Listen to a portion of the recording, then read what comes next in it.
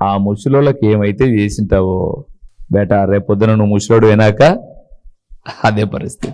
ఆ రోజు అందరూ నా కొడుకులను పట్టించుకోవాలి, నా కోడలను పట్టించుకోవాలి అన్నప్పుడు ఏమంటారంటే, ఎవరికో ఒకరిద్దరికన్నా తెలిసింటది, వీళ్ళు ఎంత మటుకు పట్టించుకున్నారా, వీళ్ళు ఆడ చేసింది వీళ్ళకి వచ్చిందిరా అంటారు.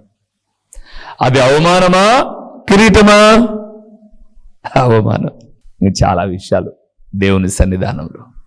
అందుకే జ్ఞాపకం చేస్తున్నాను ప్రియులారా, అవమానమునకు కారణం పాపము, అవమానమునకు కారణం జారత్వం, అవమానమునకు కారణం తండ్రికి కీడు చేసి తల్లిని తరిమివేయడం. ఒక సేవకుడు నాకు తెలిసిన ఒక ఆయన చెన్నైలో ఉంటాడు. ఆయన ఒక సందర్భంలో ఒక వేదిక మీద చెప్తుంటే నేను విన్నాను.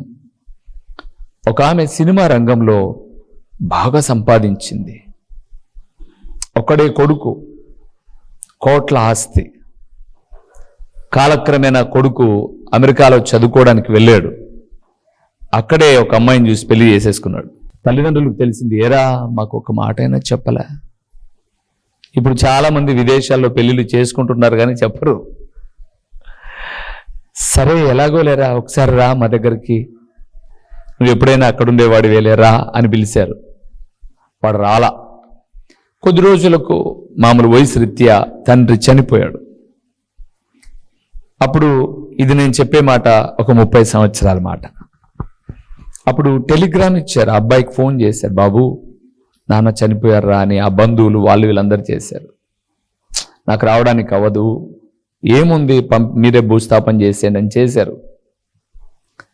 ఇక ఆ తల్లి ఆ ఇంట్లో కొంతమంది పని మనుషులు, బాగా బ్రతికిన వాళ్ళు పని మనుషులు పెట్టుకొని చక్కగా బ్రతుకుతూ ఉంది ఆమె. ఈలోపు కొన్ని ఏళ్ళు గడిచిపోయాయి, ఒక 4-5 ఏళ్ళు గడిచిపోయాయి. కొడుకు ఒకానొక టైంలో 70 మంది దిగిపోయాడట చెన్నైలో. దిగిపోయేసి అమ్మ దగ్గరికి వచ్చాడు, అమ్మా నన్ను క్షమించు, నేను చాలా తప్పు చేశాను, నాన్న చనిపోయినప్పుడు రావాల్సింది రాలేకపోయాను, నా పరిస్థితి మీకు తెలుసు కదా, విదేశంలో అప్పుడప్పుడంటే విమానం రావడానికి వీసాలు ఉండవు, ఏవేవో చెప్పాడు. తల్లి కదా క్షమించి హృదయంలో పెట్టుకుని, సరే నాయన అంటే, అమ్మా ఇంకా మాకు జ్ఞానోదయం అయింది, నిజంగా జరిగింది, మనకు జ్ఞానోదయం అయింది, సో ఇక్కడ నువ్వు ఒకదాని ఉండొద్దు, ఇంకా నువ్వు కూడా మాతో పాటు వచ్చే అమెరికాకు వెళ్ళిపోదాం, అక్కడే ఉండిపోదాం అంటే, నిజంగానయ్యా, నిజంగా వెళ్ళిపోదాం, అమెరికాకి వెళ్ళిపోదాం. సో అమెరికాకి వెళ్ళిపోదాం అని చెప్పేసి మొత్తం ఆస్తులన్నీ అమ్మేసి వెళ్ళిపోదాం, ఇక్కడ ఎందుకు మనకు ప్రాపర్టీస్. అప్పట్లో 30 ఏళ్ల క్రితం 13 కోట్లకు అన్ని అమ్మేశారు. మొత్తం డబ్బులంతా కట్టేసేసుకొని అమెరికాకు ట్రాన్స్ఫర్ చేసుకొని, అమ్మా ఇంక మనం రేపో ఎల్లుండో వెళ్ళాలి, అయితే ఉన్న పలంగా నీకు పాస్పోర్ట్ ఉన్నా వీసా లేకుండా అమెరికా రానివ్వదు, కాబట్టి నేను వెళ్ళి ఒక 2-3 నెలల లోపలగానే నీకు వీసా రెడీ చేసి పర్మనెంట్గా అక్కడే ఉండేటట్టుగా అక్కడి నుంచి నీకు పంపిస్తాను, సో యు గెట్ రెడీ అని చెప్పేసి, ఈ 2-3 నెలలు బంధువుల ఇళ్ళలో ఎందుకమ్మా ఉండడం, నీకు మంచిగా ఏసీ రూమ్ ఉంటుంది, భోజనాలు ఉంటాయి, నేను ఒక హోల్డేజ్ రూమ్లో డబ్బులు నేను కడతాను అని చెప్పి ఆ హోల్డేజ్ రూమ్లో చేర్చి చెక్కిచ్చి, అమ్మ నువ్వు ఇక్కడే ఉండు, నేను వెళ్ళి వీసా రెడీ కాగానే నీకు మొత్తం ఇంటిమేషన్స్ అన్నీ వస్తాయి, సో నువ్వు వస్తే నేను అక్కడ రిసీవ్ చేసుకుంటా, లేదా నేనే వచ్చి నిన్ను పిలుచుకెళ్ళిపోతా అన్నాడు. తొందరగా నమ్ముతాం కదా.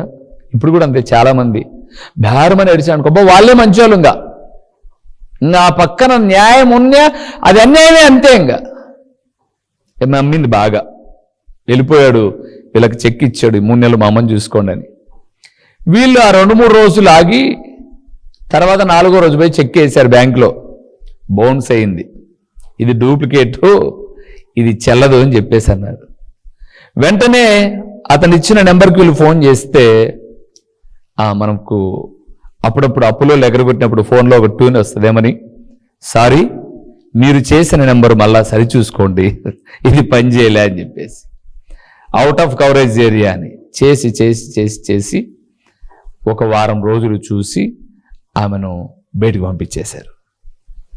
ఆమె చచ్చిపోదామని చెప్పేసి ఆ బీచ్కి వెళ్తుంటే వేరే వాళ్ళు చెప్పారు, అమ్మా ఏంటి ఎక్కడికి వెళ్తున్నావు ఏంటంటే, ఏం లేదు లేని చెప్పింది ఆమె చనిపోక ముందుగా లాస్ట్ టైము ఆమెకు తెలిసిన ఒక ఆమె కూడా సినిమా యాక్టరే, ఆమె దగ్గరకు వచ్చి, కొడుకులను నమ్మవాకు, కొడకలను, ఇట్లాంటి వాళ్ళు నా బ్రతికిట్ట అయిపోయిందని ఆమెకు చెప్పాలని రాత్రి 2 గంటల ఆ టైంలో ఆటో ఎక్కి ఆ ఇంటికి వచ్చి బెల్ కొడితే, ఆ ఇంట్లో ఆయనకు అమ్మా నాన్న లేరు, వాళ్ళ అత్తను బాగా అపురూపంగా చూసుకుంటా ఉన్నాడు. ఈమె వచ్చి అడిగింది, నేను పలానా ఆమెను కలవాలి అంటే, ఆమె రాకముందు ఈయన వెళ్ళి ఆమెను పిలిచి చెప్తే, వీళ్ళిద్దరూ మధ్యరాత్రి 2 నుంచి 4 వరకు మాట్లాడుకుంటే ఇట్ జరిగింది అని చెప్పింది. ఓకే, జరిగిపోయిన తర్వాత ఈయన సరే అదంతా నేను విచారిస్తాను, ఎక్కడున్నారు ఏమి అని చెప్పేసి ఈయన సేవకుడు, ఈయన వెళ్ళి తన దగ్గర కొంతకాలం పెట్టుకొని ఒక హోంలో కొంత డబ్బులు కట్టేసిన తర్వాత ఆమెను బాగా చూసుకుంటూ ఉన్నారు. మళ్ళీ 3 నెలల తర్వాత మళ్ళీ ఆమె వచ్చి ఈ ఇంటి వాళ్ళకు ఒక మాట చెప్పింది. ఏంటి అని అంటే, అయ్యా నేను ఇప్పుడు లండన్ వెళ్ళిపోతున్నాను. నేను చిన్నప్పుడు ఒక అమ్మాయికి సహాయం చేశాను. ఆ అమ్మాయికి ఈ వార్త అంతా తెలిసి తన దగ్గర తీసుకెళ్ళడానికి, నన్ను పిలుచుకెళ్ళడానికి వచ్చింది. నాకు వీసా, పాస్పోర్ట్ అన్నీ ఆ బిడ్డ చూసుకుంది. అయితే మీకు ఇప్పుడు ఏ విషయం చెప్పడానికి వచ్చానంటే, నిన్న రాత్రి నా కొడుకు, నా కోడలు, వాళ్ళ 2 పిల్లలు అమెరికాలో యాక్సిడెంట్లో చచ్చిపోయారు. ఆన్ ది స్పాట్ 4 చచ్చిపోయారు. ఆ విషయం నాకు ఈరోజు చెప్పారు. ఏం మాట్లాడుతున్నానంటే, కృతజ్ఞత లేకోకుండా జీవించేవాడు పాడన్నా అవుతాడు, పతనమన్నా అవుతాడు. ఆయన అంటాడు, బ్రదర్, ఆయన వాక్యం చెప్తూ మాట్లాడుతూ అంటాడు, తల్లి తండ్రికి అపకీర్తి తెచ్చేది లేదా వాళ్ళను చూడని వాడట. బైబిల్ గ్రంథం సెలవిస్తుంది, తమ తండ్రిని శపించుచు తల్లికి లోబడక దీవించక ఉండేటటువంటి వాని కండ్లు ఏ కాకులు? లోయ కాకులు. అవమానం. ఆన్ ది స్పాట్ యాక్సిడెంట్లో 4 చచ్చిపోయారు. నాకేం బాధ లేదు. నేను ఎప్పుడో చదువుకునే దానికి సహాయం చేసిన బిడ్డ నన్ను తీసుకెళ్ళిపోతుంది. ఇన్ని రోజులు మీరు నన్ను ఆ హోంలో డబ్బులు కట్టారు, మీకు థ్యాంక్స్ అని చెప్పి వెళ్ళిపోయింది. అవమాన జీవితాలు, పాపము, జారత్వము, తండ్రికి కీడు చేసి తల్లిని తరిమి వేసేవారికి. 4వది కూడా చూద్దామా? చేద్దాం సాధ్యమైనంత వరకు ఈరోజు ఈ సందేశాన్ని. ఇర్మియా గ్రంథం 8వ అధ్యాయము 12 8-12. తాము హేయమైన క్రియలు ఇర్మియా గ్రంథం 8వ అధ్యాయం 12 తాము హేయమైన క్రియలు చేయుచున్నందున సిగ్గుపడవలసి వచ్చును గాని వారేమాత్రమును సిగ్గుపడరు. అవమానము నొందితిమని వారికి తోచనే లేదు గనుక పడిపోవు వారిలో వాడు పడిపోదురు. నేను వారిని విమర్శించు కాలమున వారు తొట్టిల్లుదురని యెహోవా సెలవిచ్చుచున్నాడు. అది ప్రియులారా, అక్కడ ఏంటంటే, కొంతమంది అంట పనికిమాలిన పనులు చేస్తారట, సిగ్గుపడాలి అలాంటి పనులు చేసినందుకు, కానీ వారు ఏమాత్రము కూడా సిగ్గుపడరంట. రెండవది, వారు అవమానము నొందితమని వారికి తోచనే లేదు. వారు పడిపోవు వారిలో వారు పడిపోవుదురు. నేను వారిని విమర్శించే కాలం ఒకటి ఉంది. అంటే మూడవది, తాము చేసే పనులు సమర్థించుకుంటారు చూడండి, వాళ్ళు ఒకరోజు అవమానభరితులవుతారట. కొంతమంది తప్పు చేసి కూడా భలే సమర్థించుకుంటారండి. పైపెచ్చు లోకంలో మాట్లాడే మాట, ఎవరు చేయరా ఇది, మేమే చేస్తానమ్మా అంటారు. ఎవరు చేయరా అంటే, అందరూ చేసినట్టుగా నువ్వు చేయవనే కదా రక్షించబడింది. అందరి మాదిరి జీవించకూడదు, ఒక ఘనమైన జీవితం జీవించాలనే కదా రక్షించబడింది. కానీ నువ్వేమంటున్నావు, అందరూ చేస్తున్నారు కాబట్టి నేను కూడా చేస్తున్నా. అందుకే తమ క్రియలను బట్టి అవమానం. క్రియలు అంటే పనులు అని. ఈరోజు ఈ మాట వింటున్న దేవుని ప్రియబిడ్డలారా, కొంతమంది తప్పు చేయడం కూడా గ్రేట్గా ఫీల్ అవుతుంటారు, సమర్థించుకుంటుంటారు చూడండి తప్పు. అందుకే అక్కడ చాలా చక్కగా మాట్లాడుతూ ఆయన అన్నాడు, సిగ్గుపడవలసి వచ్చెను గాని కానీ వారు ఏమాత్రం ఏం చేయరట, సిగ్గుపడరంట. ఇప్పుడు మనం లోకంలో చూస్తున్నాం, అప్పుడప్పుడు మనము కొన్ని సంఘటనలు చూస్తున్నప్పుడు కొన్ని అవి చెడ్డగానే, ఇంకా మనం ఏం చెప్పాలి,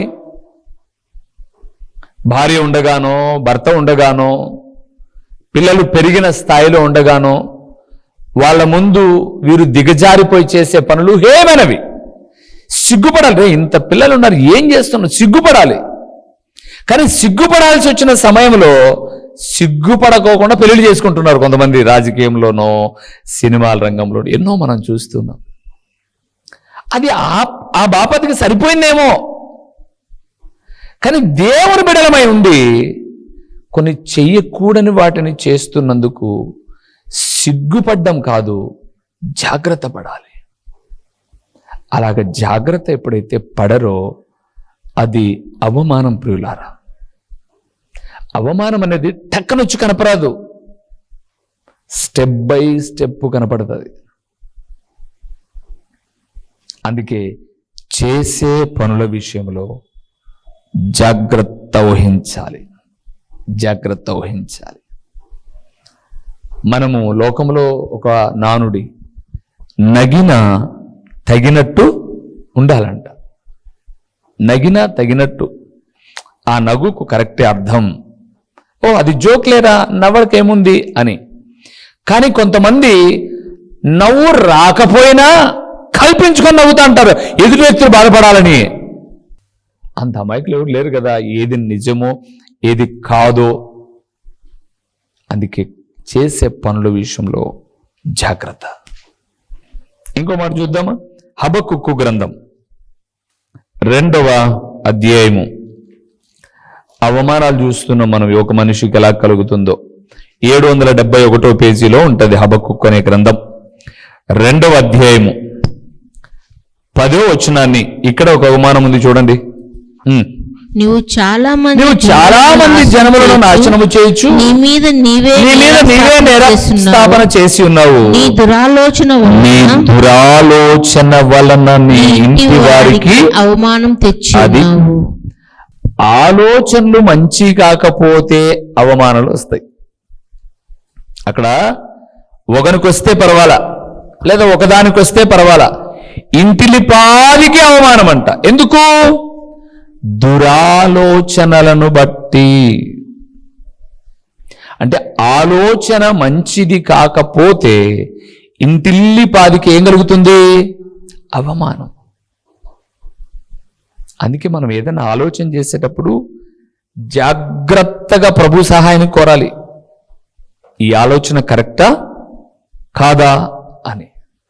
కానీ ఈరోజు ఏమైపోయిందంటే అసలు ఆలోచన జ్ఞానము నశించిపోయింది. మంచి చెడు యోచించే సమయం లేదు, అంతే.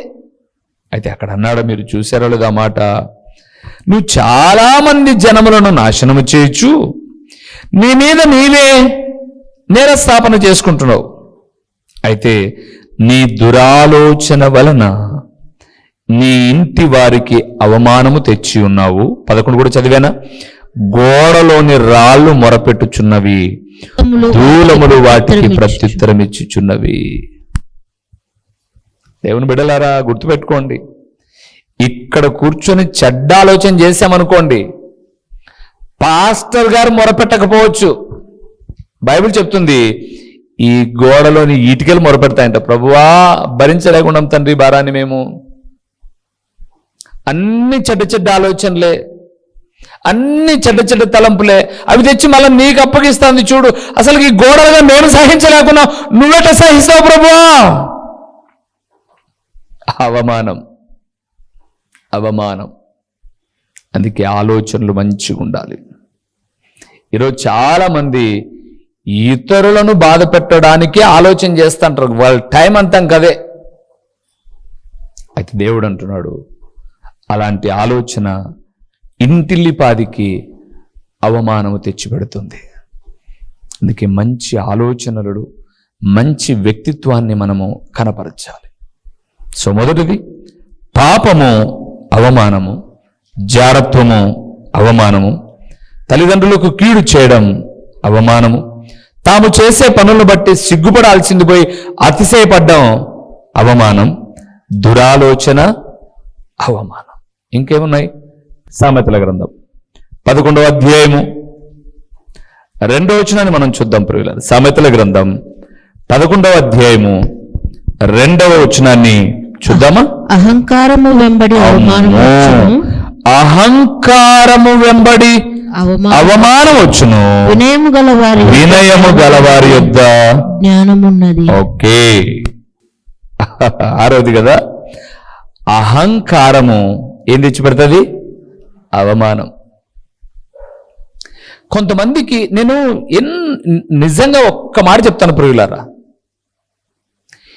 ఇంత సూటిగా ఘాటుగా హెచ్చరించే వాక్యానికే మారకపోతే ఏం చెప్తున్నారో అర్థం లేకుండా నవ్వించే చోట మారే అవకాశం ఉండదు. అంటే నేను గొప్ప చేసుకుంటానని అనుకోవద్దు మీరు. నేను ఏమంటున్నానంటే సూటిగా మన తల్లిదండ్రులు ఎలాంటి వాళ్ళో, మన తోడబుట్టిన ఎలాంటి వాళ్ళో, మనం ఎలాగ బ్రతికామో, ఎలాగ ఎదిగామో, ఎలాగ ఈరోజు ఉన్నామో, ఒక 10-15 సంవత్సరాల క్రితం మనం ఎలాగున్నామో, ఇప్పుడు ఎలాగున్నామో, ఇన్ని వివరంగా చెబుతున్న అహంకారం నీలో ఉంది అంటే ఒక దినాన్ని ఏం కలుగుతుంది? అవమానమే. అందుకే ఎప్పుడు గుర్తుపెట్టుకోండి ప్రియులారా, మనము పూర్వపు స్థితులను మర్చిపోకూడదు. చాలా మంది నన్ను అన్నారు, ఇక్కడికి 25th యానివర్సరీ అప్పుడు ఒక లెక్చరర్ గారు వచ్చారు, సెబాస్టిన్ అని ఒక ఆయన వచ్చాడు. నేను సేవలోకి రాకముందే వచ్చినా కాదు, రాకముందే ఒక సంఘంలో పాటలు పాడుతూ ఆ పాటలు పాడేవాడిని, ఇటు సినిమా పాటలు పాడేవాడిని.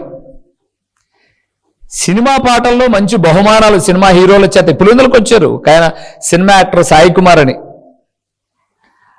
ఆయన వచ్చి ఒక బలిజ సంఘం అనబడేటటువంటి వాళ్ళందరూ కలిపి ఒక పాటల పోటీ పెడితే ఈ పులివెందుల, కడప జిల్లా పులివెందుల ప్రాంతపు వాసులు అనేక మంది వచ్చారు, పార్టిసిపేట్ చేశారు.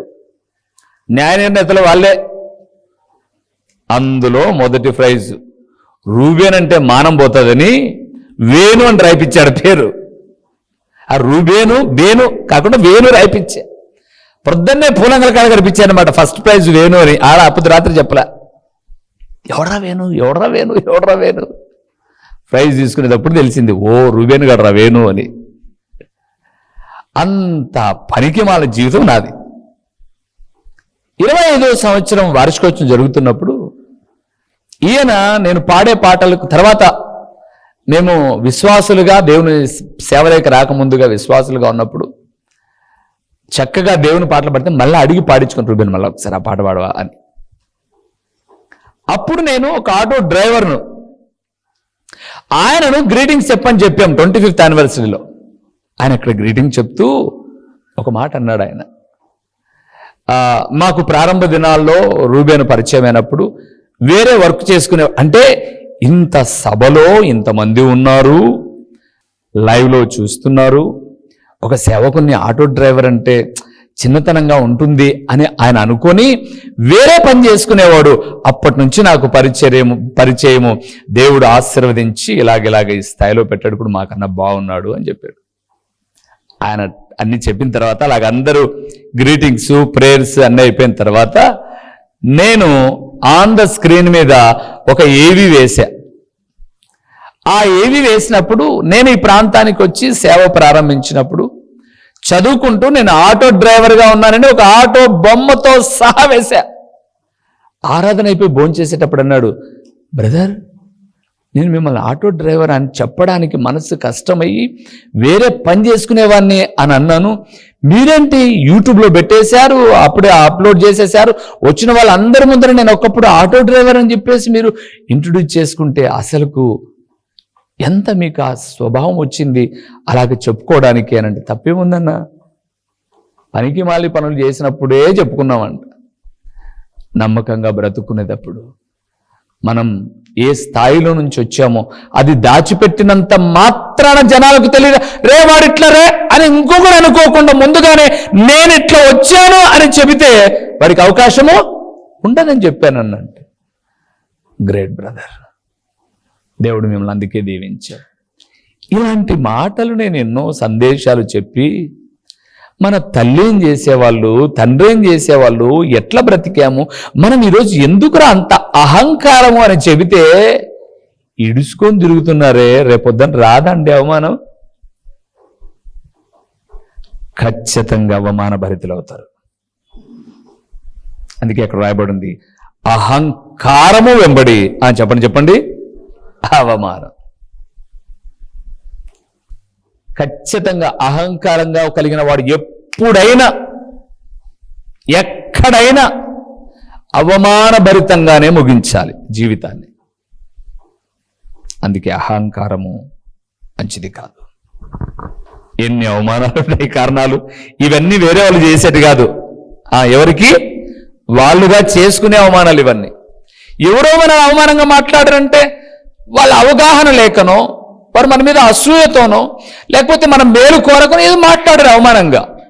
కానీ మనం తెచ్చుకుంటాం చూడండి, ఇవి చాలా ప్రమాదకరమైనటువంటి అవమానాలు.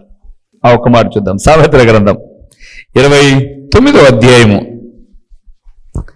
సామెతల గ్రంథం 29వ అధ్యాయము 15వ వచనాన్ని చూద్దాం ఒకసారి. 15వ వచనం 29 15వ వచనానికి కొద్దాం. 29 సామెతలు 15. బెత్తమును గద్దింపును జ్ఞానము కలుగచేయును. అదుపులేని బాలుడైనా బాలికైనా తన తల్లికి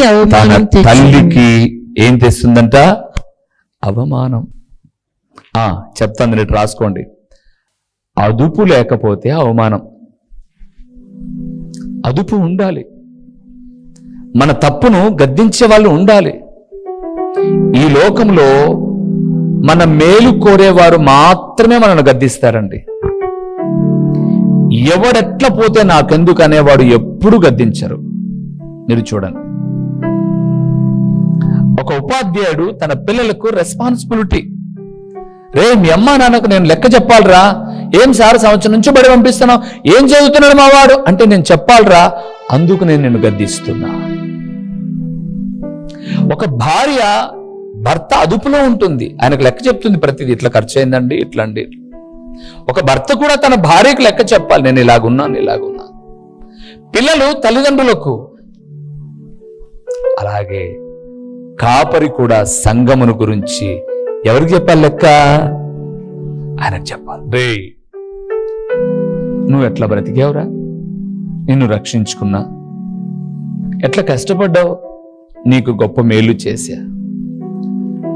ఒకప్పుడు ఆటో వంగి టపా టపా కొట్టుకునే నిన్ను ఈరోజు కారులో అలాగా ఆన్ చేసుకొని చక్కగా స్మూత్గా ఏసీ వేసుకొని చక్కగా వెళ్ళిపోతున్నావు. సెకండ్ హ్యాండ్ కారే తన పక్కన పెట్టండి, హ్యాపీగా వెళ్ళిపోతున్నావు.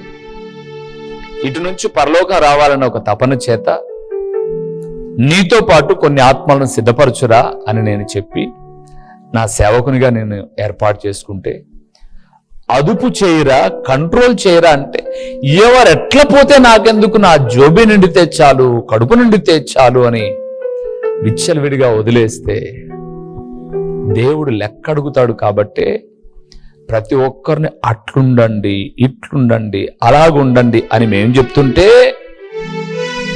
మీలో చాలా మంది బిడ్డలు దేవుని వాక్యము చేత అదుపు చేయబడి క్రమమైన జీవితాన్ని జీవిస్తుంటే, మేమేం తక్కువ కాదు, మేము మా మొగులను అదుపులో పెట్టుకోగలం, విజృంభిస్తాం మీ మీది కంటే, నాకేమి నష్టం? బడికి మానేస్తే పిల్లలకు నష్టం, కానీ ఉపాధ్యాయునికి ఏమి నష్టం? ఈ స్కూల్ కాకపోతే ఇంకో స్కూల్కి పంపిస్తారు. టీచర్ను ఏ ఊరికైనా పాఠాలు చెప్పడానికే పంపిస్తారు. ఏమో మున్సిపాలిటీకి పంపించారా? సేవకుని ఈ ఊరు కాకపోతే ఏ ఊరు పిలిచినా వాక్యం చెప్పడానికే పిలుస్తారు. అంతే తప్ప ఆ ఊరిలో నీళ్ళు ఇడిచి పంపిస్తారా? నన్ను ఏమన్నా, అన్నా మా ఊరికి వచ్చి నీళ్ళు ఇడిచిపోతాడన్న రోజు అని. అదుపు లేకపోతే జీవితంలో రెండు ఎప్పుడు ఉండాలండి. బహుశా ఆదివారం కూడా చెప్దాం అనుకోండి సందేశము. ఆదివారం చెప్పినా కొంతమంది ఏంటంటే మా కోసమే చెప్పినాడేమో, నేను మీకోసం కాకపోతే ఫ్యాన్ కోసం చెప్తానా నేను, లేకపోతే లైట్ కోసం చెప్తారా, వాకిలి కోసం చెప్తారా? జీవితంలో రెండు ఖచ్చితంగా ఉండాలి. ఒకటి అదుపు ఉండాలి, రెండోది పొదుపు ఉండాలి. పీసింతనం కాదు చెప్పేది. ఆయన చెప్పినాడు పొదుపు ఉండాలని చెప్పేసి ఖర్చు పెట్టాల్సింది, ఉపయోగించాల్సింది దాచిపెట్టుకోవడం కాదు. అదుపు ఉండాలి, ఎవరో ఒకరి భయం ఉండాలి. ఈ లోకంలో భర్త భయము లేక, అమ్మ నాన్న భయము లేక, అత్తమామ భయము లేక, దేవుని సేవకుని భయము లేదనుకోండి, ఎట్లా తిరుగుతారో మీకు తెలుసు. సమాజం ఎట్లా తిరుగుతుందో మీకు తెలుసు. దైవ భయం తర్వాత, ఆయన చూసే తర్వాత, ముందు చూసే సేవకుడే కదా గద్ది, అట్టుండకూడదని చెప్పేది సేవకుడే కదా, అది ఆయన నోటి మాటే. దాన్ని మనం వద్దనుకున్నాం అనుకోండి, ఇంకా మన విచ్చలవిడి ఇష్టానుసారమైన జీవితానికి అదుపే ఉండదు. అదుపే ఉండదు. అందుకే జ్ఞాపకం చేస్తున్నాను, అదుపు లేని జీవితం అవమానం. ప్రార్థన చేద్దాం. మహోన్నతుడైన దేవా, మహాగణుడైన పరలోకపు తండ్రి, నీ ఘననామమునకు స్తోత్రములు నాయనా. నీ బిడ్డలుగా మేము గణపరచడం నీ ఉద్దేశమే తప్ప మేము అవమానంతో తలదించుకోవడం నీ ఉద్దేశం కాదు కదా నాయనా. నీ ఉద్దేశానుసారంగా మేము బ్రతకడానికి సహాయం చేయండి. ఈ వాక్యం విన్న మా బిడ్డలు ఈ వాక్యానుసారముగా జీవిస్తూ ఘనతకు వారు, వారి కుటుంబాలు ఘనతాస్పదముగా నడిపించబడే విషయంలో మీరు కృప చూపండి. మా మనస్సులను చెడగొట్టే అపవాది యొక్క క్రియలను లయపరచండి. మరలా మీ సన్నిధికి వస్తున్నాము తండ్రి. ఎంతగానో అపవాది వాడు ఎలాగ అవమానపడ్డాడో అలాంటి అవమాన జీవితము మేము నిన్ను నమ్ముకుని కూడా జీవించాలని వాడు యోచిస్తున్న యోచనకు భిన్నముగా ఈ మార్గములో పయనించడానికి కృప చూపండి తండ్రి. ఈ శ్రేష్టమైన మాటలు ప్రకటించి ఉండగా ప్రకటించబడిన ఈ పరలోకపు సంగతులు వ్యర్థముగా పోకుండా సారవంతమైన నేలను పడిన విత్తనం వలె 30దంతలుగా 60దంతలుగా 100అంతలుగా ఫలింపచేసి ఘనతకు ఆధారమైన దేవుడువైన నీ బిడలముగా ఘనతాస్పదముగా మేము బ్రతకడానికి కృప చూపుమని, ఎక్కడైనా ఈ వాక్యమైన బిడలు కొంతైనా దారి తొలగుంటే సరిచేసి అదుపులో పొదుపులో తమ జీవితాలు కొనసాగుట కృప చూపుమని యేసు నామములో అడిగి పొంది ఉన్నాము తండ్రి. ఆమేన్. మా చిరునామా దైవజనుడు బ్రదర్ ఓ రూబేన్ గారు, క్రీస్తు ప్రార్థనా మందిరం, డోర్ నెంబర్ 1-10-386, నగరిగుట్ట, పులివెందుల, కడప జిల్లా. మీ ప్రార్థనా అవసరాల కొరకై సెల్ నంబర్ 9989067409.